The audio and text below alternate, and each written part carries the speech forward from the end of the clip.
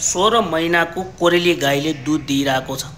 तपाईहरुले देखिराख्नु भएको छ, यो गाई 16 महिना पुगेको छ, जहाँ किसान अचम्मित हुनुहुन्छ। यस्ता किसिमको घटना पहिले पनि फ्याट्टफुट्ट एक दुई ठाउँमा देखिएको अवस्था हो। यो समस्या भनेको हर्मोनको गडबडीको कारणले गर्दाखेरि हुने गर्छ, तर कारण थुप्रै हुन सक्छ। विशेष गरेर इस्ट्रोजन, प्रोजेस्टेरोन र प्रोल्याक्टिनको जुन गडबडी भएको अवस्थामा चाहिँ यसरी दूध बग्ने गर्छ।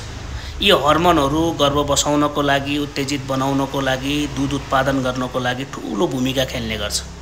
केही गरी पाठेघरमा जहाँ गर्भाशय छ, त्यहाँ चाहिँ ओभरियन सिस्ट भएको छ, पानीको फोका बनेको छ भने यसले पनि पशुमा के संकेत दिलाउँछ, गर्भ बसेको छ भनेर। तर खासमा गर्भ बसेको हुँदैन, जसले गर्दा हर्मोनको गडबडी भएर यसरी दूध आउन सक्छ। दोस्रो कुरो भनेको चाहिँ यदि फाइटोइस्ट्रोजेन तत्त्वहरू भएको घाँसहरू, दानाहरू हामीले खुवाइराखेको अवस्था छ भने यसले गर्दा पनि इस्ट्रोजनको गडबडी गराउँछ, जसले चाहिँ समस्या निम्ताउने काम गर्छ। विशेष गरेर चाहिँ जस्तै घाँसमा लुसन भयो, रेड क्लोभरहरू भयो, भटमासे घाँस भयो, अथवा दानामा तपाईले कुखुराको दानाहरू खुवाइराख्नु भएको छ भने पनि यस्तो किसिमको समस्याहरू देखिन्छ।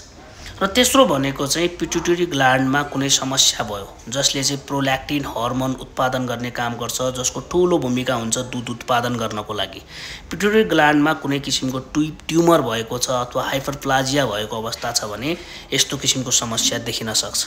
यस्तो किसिमको समस्या देखिएको छ, दूध निक्लिरहेको छ, दूध आइरहेछ भने दूध दुने या नदुने भनेर धेरैले प्रश्न गर्नुहुन्छ।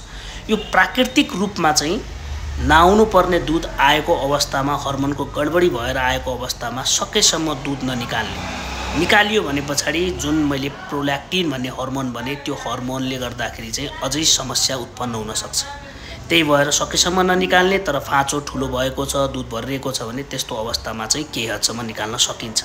र यस्तो अवस्थामा के कुरा सुधार गर्ने अथवा के कुरालाई विचार गर्ने त पहिलो कुरो भनेको फाइटोइस्ट्रोजन तत्त्व भएको घाँसहरू, दानाहरू खुवाउन बन्द गर्ने।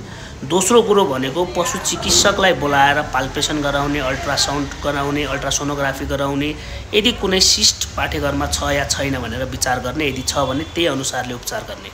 र तेस्रो कुरो भनेको चाहिँ महत्त्वपूर्ण कुरो पनि छ, तेस्रो जुन चाहिँ हामी सबैले विचार गर्नुपर्ने कुरो छ, हामीले चाहिँ ब्लड टेस्ट गराउने, सीबीसी टेस्ट गराउने, जसले गर्दा पशु स्वस्थ छ या छैन भनेर त्यहाँबाट हामीले जाँच गर्न सक्छौं, हेर्न सक्छौं। यति काम चाहिँ प्रत्येक गाई पालन, भैँसी पालन गर्नेले गर्नु होला।